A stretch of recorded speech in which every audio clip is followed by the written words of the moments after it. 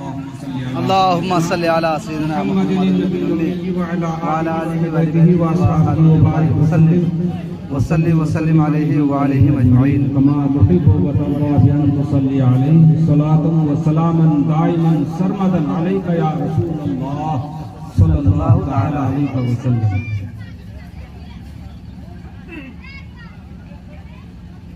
محترم حضرات، آپ کے علاقے میں کئی بار میرا آنا ہوا ہے، لیکن اسڈی بستی میں پہلی بار میری حاضری ہوئی ہے، اور ہم تو حکم کے غلام ہیں، کیونکہ ہم لوگ کوئی مقرر نہیں ہیں، خطیب نہیں ہیں،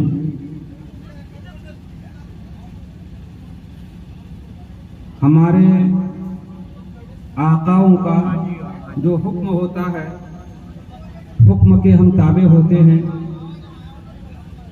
اور جب جہاں کا حکم ہوتا ہے وہاں حاضر ہو جاتے ہیں. سبحان اللہ. بے شک یہ میری بھی سعادت ہے الحمدللہ، اور اس سعادت پر ناز ہے. اللہ تبارک و تعالی جو ہی رشتہ قائم رکھے، آمین، اور اپنے پیر خانے سے وابستہ رہیں، اور اپنے مرشد اور اپنے مربی اور اپنے سرپرست کے منظور نظر ہم بھی بنے رہیں اور آپ بھی بنے رہیں. آمین. اور الحمدللہ آپ حضرات پر خصوصی توجہ ہے. صاحب سجادہ مدد اللہ العالی کی نظر عنایت خصوصی طور پر آپ حضرات پر ہے، کیونکہ ہم بھی محسوس کرتے ہیں، اس لیے آپ کو بھی ناز ہونا چاہیے، بلکہ ہر مجیبی کو ناز ہونا چاہیے مجیبی ہونے پر. واہ واہ واہ. کیونکہ ہمارے مشائخ کی جو توجہ ہم غلاموں پر ہوتی ہے، اور جس طرح ہوتی ہے اس کی کوئی مثال نہیں ملتی ہے.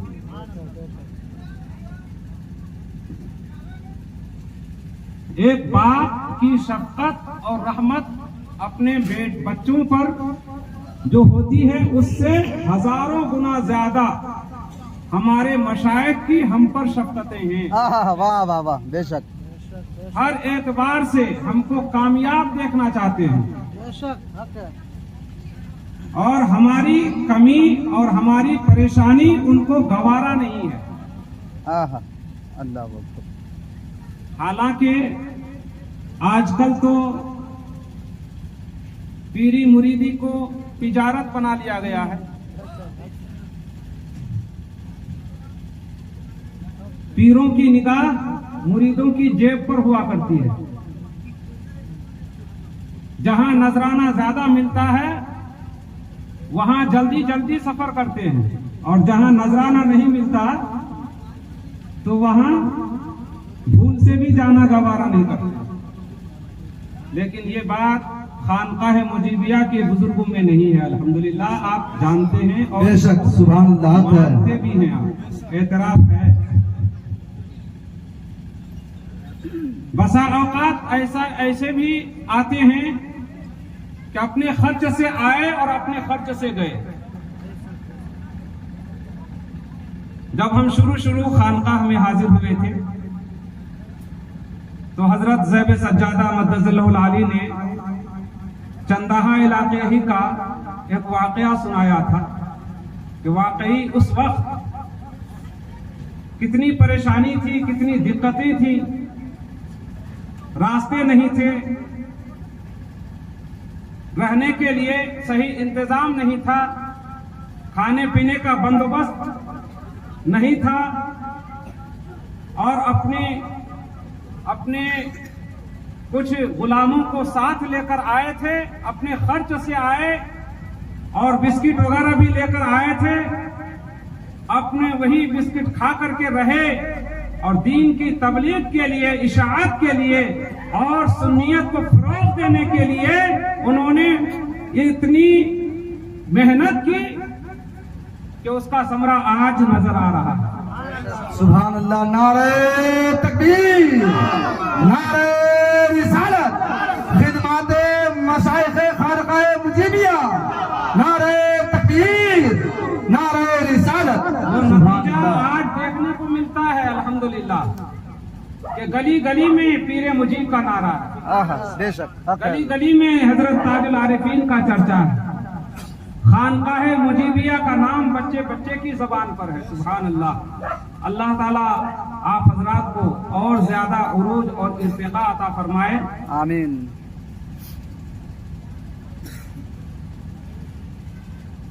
ये सआदतमंदी है कि उसी खानकाह आलम पनाह की एक अजीम शख्सियत हमारे और आपके दरमियान जलवा हुआ है।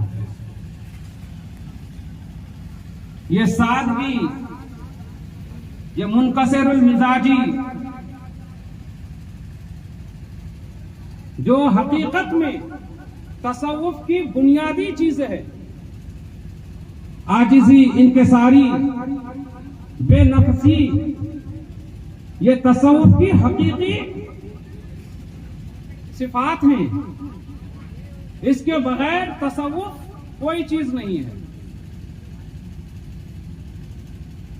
और इंकिसारी ना हो, आजिजी ना हो, खुलूस ना हो, लिल्लाहियत ना हो और दिल में रिया और नबूद हो, दिखावा हो, तो इसका नाम तसव्वुफ नहीं है।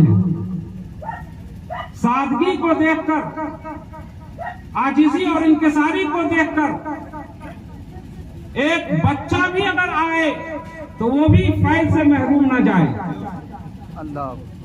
लेकिन इस सादगी में, इस आजिजी और इंकिसारी में जो चीज छुपी हुई है, गुदड़ी में लाल, वाह वाह वाह, गुदड़ी में लाल है। वाह वाह। दुनिया को क्या नजर आए,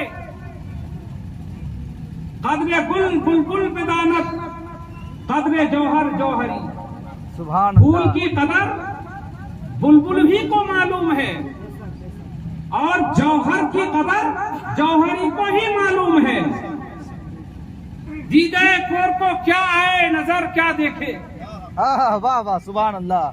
जो अहले तसव्वुफ हैं, अहले दिल हैं, जो अल्लाह वाले हैं, जो खुलूस वाले हैं, इखलास और वफा वाले हैं, वही समझते हैं कि सादगी क्या है, आजिजी क्या है, इंकिसारी क्या है। सुभान अल्लाह। और इस आजिजी और इंकिसारी में जो लाल छुपा हुआ है, वो लाल क्या है? तकवा है, तहारत है, इखलास है, वफा है, तवक्कुल है, तबत्तुल है, अल्लाह और रसूल की मोहब्बत और अल्लाह और रसूल का इश्क है। सिर्फ जाहिरी लिबास होना काफी नहीं है। आदमी जाहिरी लिबास में मुज़य्यन हो, ज़र्क और बर्क लिबास पहना हो तो उसकी इज्जत नहीं होती। इज्जत उसकी होती है जो तकवा के लिबास में मलबूस हो, वाह, सुभान अल्लाह, माशाअल्लाह, जो अमल के लिबास से मुज़य्यन हो। और तकवा और अमल और इखलास के लिबास से मुज़य्यन अगर देखना हो तो खानकाह मुजीबिया के अफराद को देखो। सुभान अल्लाह, सुभान अल्लाह। आपकी निगाहों के सामने हक है। आज औलादे रसूल होने पर लोग फख्र करते हैं, आले रसूल होने पर लोग फख्र करते हैं, नाज करते हैं, इतराते हैं और घमंड में रहते हैं कि हम औलादे रसूल हैं, अपनी शान में रहते हैं। और जब चलते हैं तो फिर ऐसे चलते हैं कि जैसे कोई बादशाह है, वक्त चलता है।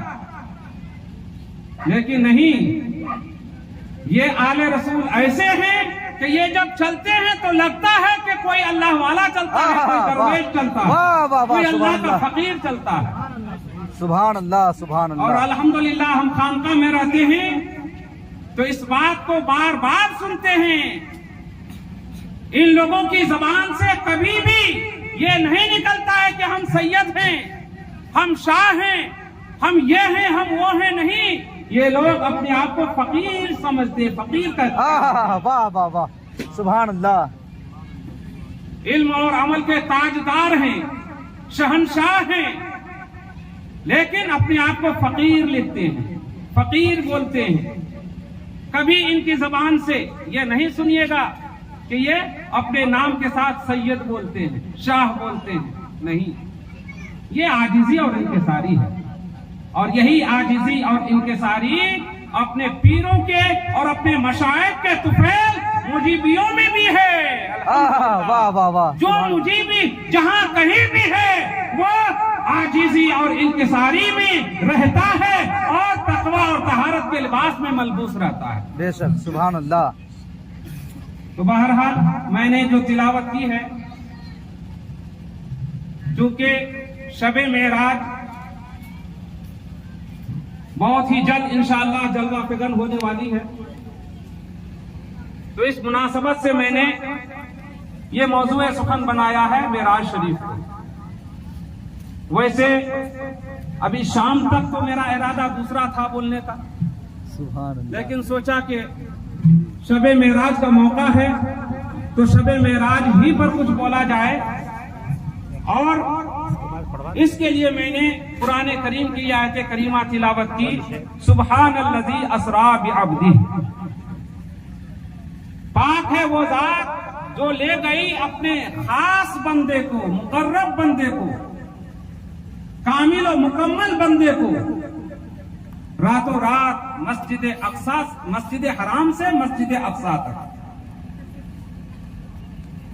اس آیت کریمہ میں معراج کا ذکر ہوا ہے، اور معراج کیا ہے؟ حضور اکرم صلی اللہ علیہ وسلم کا خاص معجزہ ہے، یعنی حضور کے خصائص میں سے یہ معجزہ ہے۔ خصائص یعنی خاصیت جو صرف اور صرف حضور اکرم صلی اللہ علیہ وسلم کو یہ حاصل ہوئی، اور کسی دوسرے نبی اور رسول کو یہ شرف نہیں ملا۔ معراج کا شرف صرف اور صرف ہمارے آقا و مولا جناب محمد رسول اللہ صلی اللہ علیہ وسلم کو ملا ہے، اور یہ ایسا معجزہ ہے جو اپنے ضمن میں بہت سارے معجزات کو شامل رکھتا ہے۔ اس ایک معجزہ کے اندر بہت سارے معجزات جمع ہو گئے ہیں۔ معجزہ کیا ہے؟ معجزہ وہ چیز جو عقل سے باہر ہو، جہاں تک عقل کی رسائی نہ ہو، جو چیز جو کام عقل میں نہ آئے، وہ کام بغیر تدبیر کے، بغیر واسطہ کے، بغیر وسیلہ کے، بغیر کسی ذریعہ کے انجام پا جانا، یہ معجزہ ہے جو عقل میں آنے والی نہیں ہے۔ اور جو عقل میں آ جائے یا جو واسطہ یا ذریعہ کے ساتھ ہو، تدبیر کے ذریعے ہو، تو وہ معجزہ نہیں ہے۔ فون پر بات کر رہے ہیں، یہاں بیٹھ کر کے آپ دنیا کے کسی بھی کونے میں بات کیجئے، وہاں کی چیز آپ یہاں دیکھیے، تو اس کو معجزہ کہیں گے؟ نہیں۔ کیوں؟ اس لیے کہ یہ تدبیر کے ذریعے ہے، وسیلہ کے ذریعے ہے۔ اگر وسیلہ نہ ہو تو کوئی بات کر سکتا ہے؟ دوسرا ملک تو دوسری بات، دور تو دور، نزدیک بھی اگر ہے تو کوئی بات نہیں کر سکتا۔ تو یہ واسطہ اور ذریعہ سے بات ہوئی، تو واسطہ اور ذریعہ سے جو بات ہوتی ہے وہ معجزہ نہیں ہے۔ بغیر واسطہ کے، بغیر وسیلے کے حضرت عمر مسجد نبوی میں ہیں، اور حضرت اور حضرت عمر مسجد نبوی میں رہ کر کے حضرت ساریہ سے کہتے ہیں اے ساریہ پہاڑ کی طرف دیکھو، پہاڑ کی طرف دیکھو. کہاں تھے وہ؟ نہاوند میں. سبحان اللہ. کوئی واسطہ نہیں، کوئی ذریعہ نہیں. تو یہ کیا ہے؟ اگر غیر نبی سے صادر ہو تو کرامت، اور نبی سے صادر ہو تو معجزہ. سمجھ گئے؟ تو معجزہ اللہ تبارک و تعالیٰ نے ہر نبی کو کچھ نہ کچھ دیا. تمام انبیاء کرام کو اللہ تعالیٰ نے معجزے دیے، کیونکہ معجزہ دلیل ہے ان کی نبوت کا، نبوت کی دلیل ہوتی ہے، رسالت کی دلیل ہوتی ہے. تو دلیل کے طور پر انبیاء اور رسولان اعظام معجزات دکھائے اور لوگوں کو ماننا پڑا. حضرت موسیٰ علیہ السلام کو اللہ نے معجزہ دیا کہ ہاتھ جب جیب میں ڈالتے تھے اور نکالتے تھے تو ہاتھ روشن ہوتا تھا، چمکنے لگتا تھا. سبحان اللہ. لاٹھی جو تھی حضرت موسیٰ علیہ السلام کی، اس کو دشمن کے سامنے ڈال دیا، پھینک دیا تو اژدہا بن گیا. اور جادوگروں کے تمام سانپ کو نگل گیا. اور پھر جب ہاتھ بڑھایا تو پھر وہ لاٹھی کی لاٹھی. اب وہ ساری چیزیں جو وہ لاٹھی کھا گئی وہ کہاں گئی؟ لاٹھی جیسی تھی ویسی رہی. لاٹھی کو پتھر پر مارا 12 چشمے پھوٹ پڑے. لاٹھی کو دریا میں ڈالا تو پل بن گیا. اسی طرح سے دوسرے انبیاء کرام جیسے حضرت عیسیٰ علیہ السلام کو اللہ تعالیٰ نے معجزہ عطا کیا کہ نابینا کی آنکھوں پر آپ ہاتھ پھیرتے تھے تو بینائی آ جاتی تھی. سبحان اللہ. سبحان اللہ. سفید داغ والوں اور کوڑ والوں پر ہاتھ پھیرتے تھے تو ان کو اللہ تعالیٰ شفا دے دیتا تھا. اور اگر گنجے کے سر پر ہاتھ پھیرتے تھے تو بال آ جاتا تھا.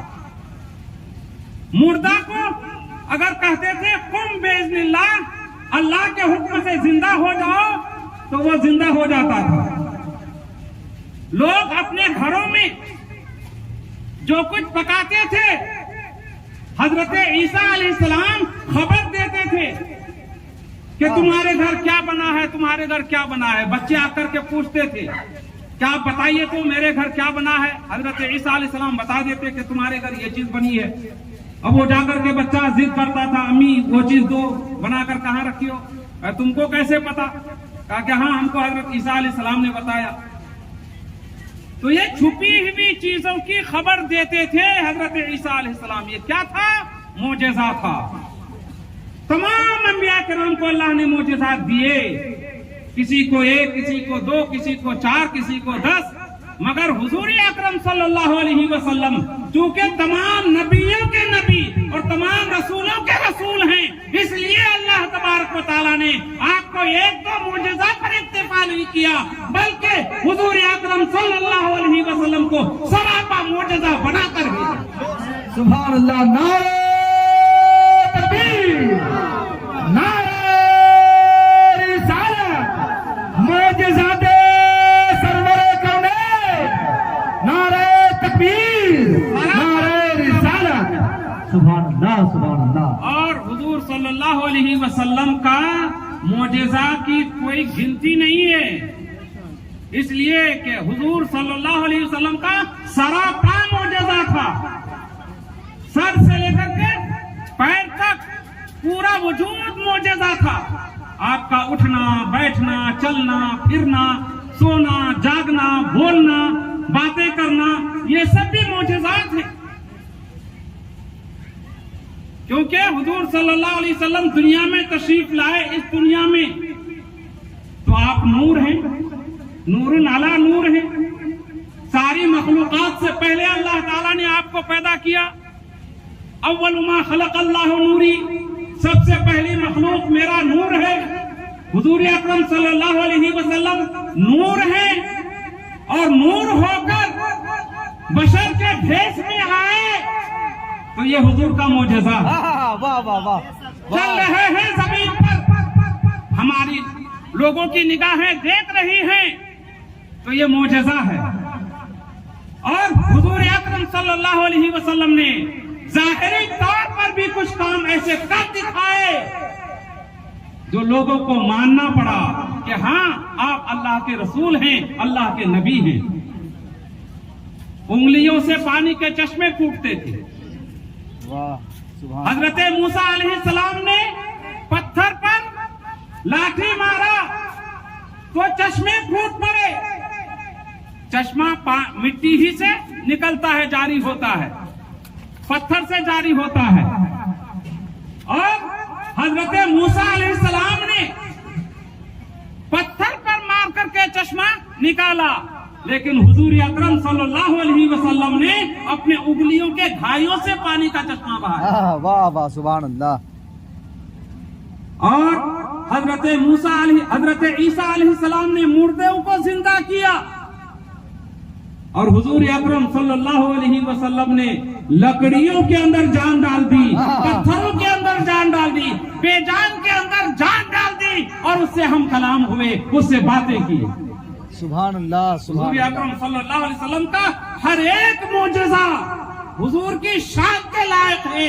جس طرح سے حضور اکرم صلی اللہ علیہ وسلم کامل و مکمل ہیں اور سب سے اعلیٰ مقام پر آپ فائز ہیں, حضور اکرم صلی اللہ علیہ وسلم کا ہر معجزہ بھی آپ کے شایان شان ہے, کامل اور مکمل ہے, اس کی کوئی مثال نہیں ہے. تو معجزات بہت ہیں. ان معجزات میں سے ایک عظیم معجزہ معراج النبی صلی اللہ علیہ وسلم ہے. معراج کا مطلب کیا ہے کہ رات کے مختصر سے حصے میں, کتنا مختصر حصہ کہ زنجیر بھی ہلتی رہی, بستر بھی رہا گرم. زنجیر بھی ہلتی رہی, بستر بھی رہا گرم, تا عرش گئے اور چلے آئے محمد سبحان اللہ صلی اللہ علیہ وسلم. جو وضو کیا تھا پانی بہ رہا تھا, وہ ابھی پانی بہ ہی رہا تھا, بستر گرم ہی تھا, گھر سے نکلے تھے, زنجیر ہل ہی رہی تھی, اور اس قلیل عرصے میں, مختصر سے وقفے میں حضور اکرم صلی اللہ علیہ وسلم مسجد حرام سے مسجد اقصی گئے, جو مہینوں کا سفر ہے, اور پھر وہاں سے ساتوں آسمان کی سیر کرتے ہوئے عرش اعظم سے اوپر گئے. اور کہاں گئے؟ قاب قوسین او ادنا کی منزل تک گئے, جس کی کوئی حد نہیں, جس کی کوئی شمار نہیں, وہاں کوئی جہت نہیں, کوئی انتہا نہیں. بس یوں سمجھیے قاب قوسین تک گئے, اللہ تعالیٰ کا دیدار کیا, اللہ کو دیکھا, اللہ سے ہم کلام ہوئے, اللہ تبارک و تعالیٰ نے راز و نیاز کی باتیں کی, اور بہت سارے انعامات اور اکرامات کیے, اور ان تمام سوغات کو لے کر آپ تشریف لائے. اس بیچ میں جنت کا دیدار کیا, جہنم کو بھی دیکھا, اور آسمانوں کی بھی سیر کی, فرشتوں کی دنیا کو دیکھا, لوح و قلم عرش و کرسی کو دیکھا, ساری چیزوں کو ملاحظہ کیا, اور پھر جب آئے تو بستر بھی رہا گرم. تو حضرات گرامی, یہ معجزہ معراج ہے جس کو اللہ تبارک و تعالیٰ نے اس آیت میں بیان کیا. لیکن اس آیت میں ایک ہی حصہ کا بیان ہے. معراج کے 3 حصے ہیں. معراج کے کتنے حصے ہیں؟ 3 مرحلے ہیں, 3 حصے ہیں. ایک حصہ ہے مسجد حرام سے لے کر کے مسجد اقصی تک, جس کا ذکر قرآن کی اس آیت میں ہے, سورہ اسراء میں. من المسجد الحرام الى المسجد الاقصی, مسجد حرام سے مسجد اقصی تک. اس کا اگر کوئی انکار کر دے تو وہ کافر ہو جائے گا, کیونکہ نص قرآنی سے ثابت ہے. اس کا انکار کرنے والا کافر ہو جائے گا, ایمان سے نکل جائے گا. اور دوسرا مرحلہ مسجد اقصی سے सातों आसमान की सैर करना है, अर्श आजम तक या सिदरतुल मुंतहा तक। ये दूसरा हिस्सा है, दूसरा मरहला है, और ये सराहतन साबित नहीं है कुरान पाक से। दूसरी आयतें, सूरह नज्म की जो आयतें हैं, उन आयतों से इस्तिदलाल किया गया है, इशारा मिलता है, लेकिन तफसील और सराहत के साथ जिक्र नहीं है। मगर सही और मशहूर हदीसों से साबित है, जन्नत की सैर करना और अर्श तक जाना, अल्लाह ताला से बातें करना, अल्लाह तबारक व ताला से नमाज का तोहफा लेकर आना, ये सही हदीसों से साबित है। इसलिए अगर कोई इसका इनकार करे तो वो काफिर तो नहीं होगा, लेकिन वो गुमराह होगा। और तीसरा मरहला सिदरतुल मुंतहा से काबा कौसैन तक है। इसका इनकार करने वाला न तो काफिर होगा और न गुमराह होगा, बल्कि सवाब यानी बेहतर रास्ता से वो हट जाएगा। बेहतर यह है कि उसको मान ले, अगर नहीं मान रहा है तो वो अच्छा नहीं कर रहा है, उसको काफिर नहीं कहा जाएगा, गुमराह भी नहीं कहा जाएगा। क्योंकि शरीयत ने हमको उसूल बताए हैं और हम शरीयत के पाबंद हैं, शरीयत के उसूल के पाबंद हैं। शरीयत के सामने तबीयत को कोई दखल नहीं है, शरीयत के सामने तबीयत को कोई दखल नहीं है। यह नहीं कि हम जो चाहें वो बक दें, जो चाहें कह दें, नहीं, उसके उसूल हैं, उसके ज़ाब्ते हैं। ज़ाब्ते के मुताबिक अगर कोई उसका इनकार कर रहा है, सिदरतुल मुंतहा से काबा कौसैन तक के मरहले का, तो वो काफिर भी नहीं होगा और गुमराह भी नहीं होगा। हाँ, इतना है कि वो अच्छा नहीं कर रहा है, बेहतर रास्ता से वो हटा हुआ है, काफिर नहीं कहेंगे उसको। अब ये नहीं कि हमारी में नहीं मान रहा है तो काफिर हो गया, हम जो कर रहे हैं वही सही है, अगर इसको नहीं माना तो गुमराह हो गया, ईमान से निकल गया, इस्लाम से कोई वास्ता नहीं रहा। ऐसा नहीं है, उसके ज़ाब्ते हैं, कहां काफिर होगा कहां नहीं होगा। जरा आप भी सुन लीजिए, काफिर उससे होता है आदमी, काफिर का मतलब क्या है? ईमान से निकलना। काफिर का मतलब ईमान से खारिज हो जाना। तो अब काफिर किससे होगा? जिससे ईमान में दाखिल हुआ है, उसी का अगर इनकार करेगा तो वो ईमान से निकल जाएगा, काफिर हो जाएगा। ईमान में जिस चीज के जरिए से, जिस चीज के एतराफ से, इकरार से, जिस चीज की तस्दीक से ईमान में दाखिल हुआ, उसी चीज का अगर इनकार कर देगा तो वो ईमान से निकल जाएगा। यानी जिस रास्ते से आया था उसी रास्ते से वो बाहर निकल जाएगा। बात समझ में आ गई?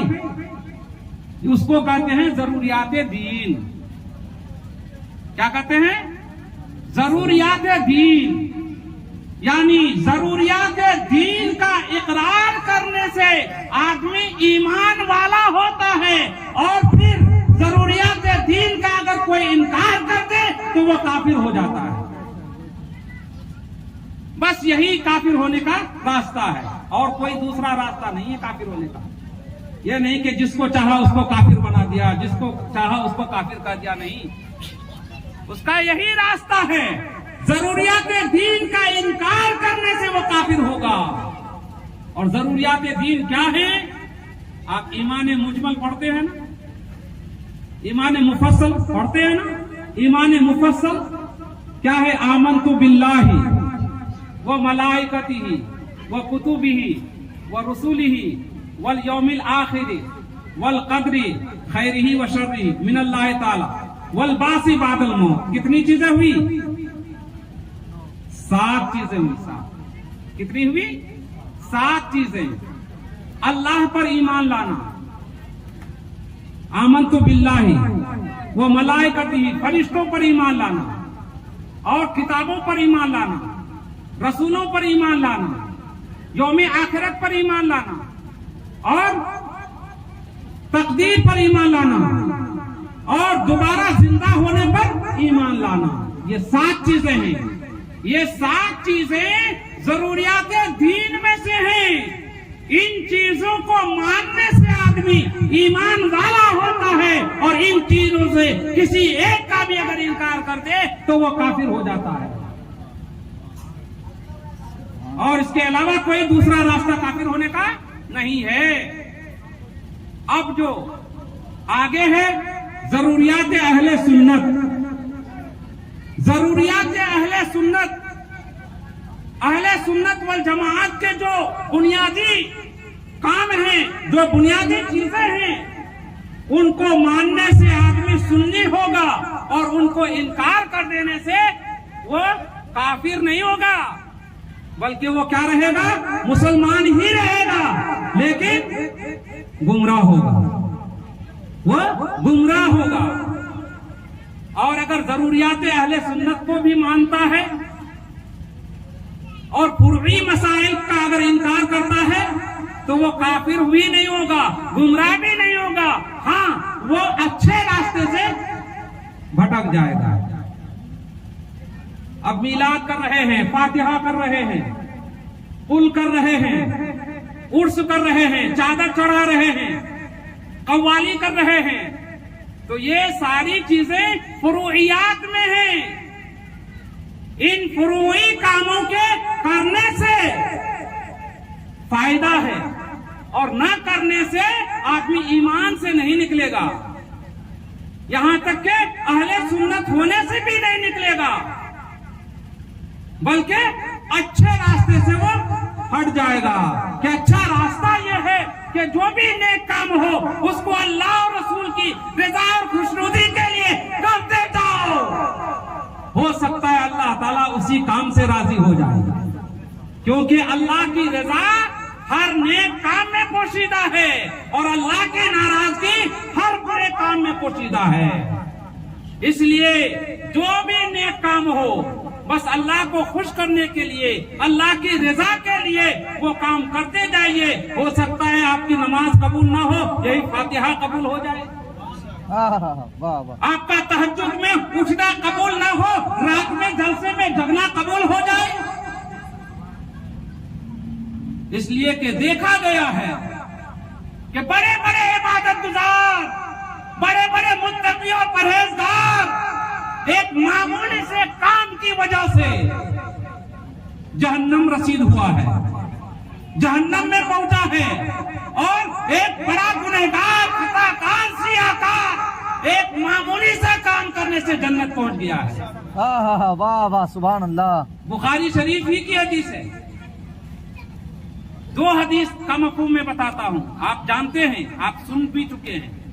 एक फाहिशा औरत थी, कुएं के पास पहुंची पानी पीने के लिए, तो देखा कि कुत्ता हाँफ रहा है, तो उसने अपना दुपट्टा डाला और पानी लिया और उस कुत्ते को पिलाया। तो उस कुत्ते को पानी पिलाना ये अल्लाह को इतना महबूब हुआ कि अल्लाह ने उसके सारे गुनाह खता पर पर्दा डाल दिया और उसको जन्नत अता कर दिया। सुभान अल्लाह, सुभान। और एक पारसा औरत थी, पारसा नेक खातून थी, मुत्तकिया खातून थी, अपनी बिल्ली को बांध करके रखी थी, उसको प्यासी रखी थी। उस प्यासी रखने की वजह से अल्लाह तबारक व तआला ने उसकी नेकियों को कबूल नहीं किया और उसको जहन्नम रसीद कर दिया। इसलिए हर नेक काम में अल्लाह की रजा पोशीदा है। जो भी नेक काम सामने आए उसको करते जाइए और अल्लाह की नाराजगी हर बुरे काम में पोशीदा है। इसलिए किसी भी गुनाह को मामूली नहीं समझना चाहिए, किसी भी बुराई को मामूली नहीं समझना चाहिए। अरे इतने से क्या होता है, उतने से क्या होता है, पकड़ तो वहाँ बड़े बड़ों की होगी, तो यहाँ छोटी सी बुराई है, इसके कर लेने में क्या हरज है। नहीं, उससे रुक जाइए, ہو سکتا ہے اللہ کی گرفت اسی میں ہو اور اللہ تبارک و تعالیٰ کی ناراضگی اسی میں پوشیدہ ہو اور اسی کے وجہ سے جہنم میں جانا پڑ جائے، اس لیے اس سے رک جاؤ۔ تو حضرات گرامی، ضروریات دین کو ماننے والا مومن ہے اور ضروریات دین کا انکار کرنے والا وہ کافر ہے۔ اس لیے یہ قاعدہ بنایا ہے علماء، فقہا، محدثین اور متکلمین نے کہ لوگ من مانی نہ کریں، کیونکہ یہ زمانہ بہت پہلے سے آ رہا ہے، بہت پہلے سے یہ فرقے آ رہے ہیں۔ ایک اہل سنت والجماعت ہی ہے، اہل سنت والجماعت ہی ہے جو بیچوں بیچ راستے میں، اور اس کے مقابلے میں جتنے بھی فرقے آئے، جتنی بھی جماعتیں آئیں، جتنی بھی ٹولیاں آئیں، سب فتنے باز نکلی۔ کفر کا بازار وہیں سے گرم ہے۔ معتزلہ کو دیکھیے، خوارج کو دیکھیے، روافض کو دیکھیے، بات بات میں کافر، بات بات میں کافر۔ مسلمانوں کو کافر بنانے کا بازار جب گرم ہوا تو اہل سنت والجماعت کی بنیاد پڑی اور اہل سنت والجماعت کا عالم اونچا کیا گیا، اور افراط اور تفریط یعنی حد سے بڑھ جانا اور حد سے گر جانا دونوں کے بیچ میں رہ کر کے علماء، فقہا، محدثین اور مفسرین اور متکلمین نے اہل سنت والجماعت کو اپنایا اور بیچ کا راستہ اختیار کیا۔ سبحان اللہ، بیچ کا راستہ اختیار کرنا یہ اللہ کو محبوب ہے، اللہ کے رسول کو بھی محبوب ہے۔ خیر الامور اوسطها، بیچ والا کام بہتر ہوتا ہے، بیچ والا کام بہتر ہوتا ہے۔ اس لیے زیادہ حد سے بڑھنا بھی صحیح نہیں ہے اور حد سے گرنا بھی صحیح نہیں ہے، بیچوں بیچ رہنا ہے، اسی کا نام صراط مستقیم۔ سبحان اللہ، سبحان دعا اللہ۔ کرنے کا اللہ نے حکم فرمایا، اہدنا الصراط المستقیم، سیدھی راہ دکھا، سیدھی راہ پر چلا۔ سیدھی راہ کیا ہے؟ صراط مستقیم کیا ہے؟ افراط اور تفریط سے ہٹ کر بیچوں بیچ راستے کا نام صراط مستقیم ہے، اور الحمدللہ اہل سنت والجماعت کا یہی طریقہ رہا ہے ہمیشہ سے، اور آج بھی جو اہل سنت والجماعت ہے، جو حقیقی اہل سنت والجماعت ہے، وہ بیچوں بیچ ہے، امت کو لڑانے کا کام نہیں کرتا ہے، تفرقہ بازی نہیں کرتا ہے، ایمان سے خارج کرنے کی ذمہ داری ہماری نہیں ہے۔ اللہ کے رسول آئے دنیا میں امت کو متحد کرنے کے لیے، امت کو بانٹنے کے لیے نہیں آئے، اور یہی کام علماء کا ہے، علماء ربانیین کا ہے، یہی کام صوفیاء کرام کا ہے، اولیاء کرام نے یہی کیا ہے۔ کسی بھی ولی کی سوانح پڑھ لیجئے، سیرت کا مطالعہ کر لیجئے، ہندوستان میں جن کے دم قدم سے اسلام پھیلا ہے، جن ہستیوں کے ذریعے سے، چاہے وہ خواجہ غریب نواز ہوں، چاہے حضرت قطب الدین بختیار کاکی ہوں، چاہے فرید الدین گنج شکر ہوں، چاہے حضرت نظام الدین اولیاء ہوں، چاہے حضرت مختوم اشرف جہانگیر سمنانی ہوں، چاہے حضرت مختوم بہاری ہوں، چاہے حضرت منہاج الدین قادری ہوں، یا چاہے حضرت مختوم مجیب اللہ قادری ہوں، جتنے بھی بزرگان دین ہیں، تمام کے حالات کو پڑھ جائیے۔ اپنے پاس آنے والوں میں امتیاز نہیں رکھتے تھے کہ یہ اپنا ہے، یہ بیگانہ ہے، یہ ہمارا ہے، یہ دوسرے کا ہے، یہ ہمارا چاہنے والا ہے اور ہم سے یہ دشمنی رکھنے والا ہے۔ نہیں، دوست اور دشمن کسی کی تمیز نہیں کرتے تھے، کافر و مسلم سب کے سب ان کی بارگاہ میں آتے تھے اور فیض پایا کرتے تھے، سب آتے تھے ان کے پاس۔ سبحان اللہ، سبحان اللہ۔ بہرحال پھر اس طرف اگر اسی طرح بولتے رہے تو بات دوسری طرف نکل جائے گی۔ تو میں نے تلاوت کیا کی ہے؟ معراج کے متعلق۔ تو اللہ تبارک و تعالی نے حضور اکرم صلی اللہ علیہ وسلم کو معراج میں بلایا 3 مرحلے میں۔ پہلا کا نام اسراء، دوسرا کا نام معراج، اور تیسرا کا نام اعراج. سبحان اللہ. مسجد حرام سے مسجد اقصی تک اس کو معراج اس کو اسراء کہتے ہیں. اور مسجد اقصی سے لے کر کے سدرۃ المنتہا تک اس کو معراج کہتے ہیں. اور پھر سدرۃ المنتہا سے آگے جو حضور تشریف لے گئے اس کو اعراج کہتے ہیں. 3 مرحلے. اور اہل سنت والجماعت کا یہ بھی عقیدہ ہے کہ حضور اکرم صلی اللہ علیہ وسلم اپنے جسم اور روح کے ساتھ معراج میں گئے. واہ واہ سبحان اللہ سبحان اللہ سبحان اس میں اللہ. بھی اختلاف ہے اور یہ اختلاف ابھی کا نہیں ہے کہ بھائی اختلاف سے ڈرنا کیا. اختلاف کو تو حضور نے رحمت کہا ہے. اختلاف و علماء امتی رحمہ. میری امت کے علماء کا اختلاف رحمت ہے. جس کو حضور رحمت کہیں اس کو ہم زحمت بنائیں کیوں؟ لیکن ہم نے زحمت بنا دیا ہے. زحمت بنا دیا ہے. اختلاف یہ اسلام کا معجزہ ہے. لوگ بولتے ہیں بہت اختلاف کرتے ہیں مولوی لوگ. مولوی لوگوں کا بہت اختلاف ہے. علماء کا اختلاف ہے. ائمہ کا اختلاف ہے. محدثین کا اختلاف ہے. یہ ہے وہ ہے. اختلاف کا دور ابھی سے نہیں ہے. صحابہ کے زمانے سے چلا آ رہا ہے. واہ واہ واہ. اہل علم جانتے ہیں. یہی معراج ہی کا اختلاف کہ حضور صلی اللہ علیہ وسلم معراج میں تشریف لے گئے. اس میں اختلاف ہے. حضرت عائشہ خود انکار کرتی ہیں. حضرت عائشہ کہتی ہیں کہ حضور کا جسم تھوڑی دیر کے لیے بھی غائب نہیں ہوا. اختلاف کرتی ہیں. لیکن اکابر صحابہ سے ثابت ہے کہ حضور صلی اللہ علیہ وسلم معراج میں تشریف لے گئے. تو ہر مسئلے میں اختلاف ہے. کون ایسا مسئلہ ہے جس میں اختلاف نہیں؟ لیکن اختلاف ہی تک رہنا چاہیے. اختلاف کو انتشار نہیں بنانا چاہیے. آج ہم نے اختلاف کو انتشار بنا دیا ہے. اختلاف کا حق ہر عالم کو ہے. ہر عالم کو ہے. ہر اہل علم کو ہے. اور عالم سے مراد ہم جیسے عالم نہیں ہے نا. ہم تو اپنے آپ کو عالم کہلاتے ہیں. حق نہیں رکھتے ہم عالم کہلانے. سمجھ گئے؟ ہم عالم کہلانے کے ہم حق نہیں رکھتے ہیں. لیکن ٹھاٹ سے ہم اپنے آپ کو عالم کہلاتے ہیں. عالم سے مراد ہم لوگ نہیں ہیں.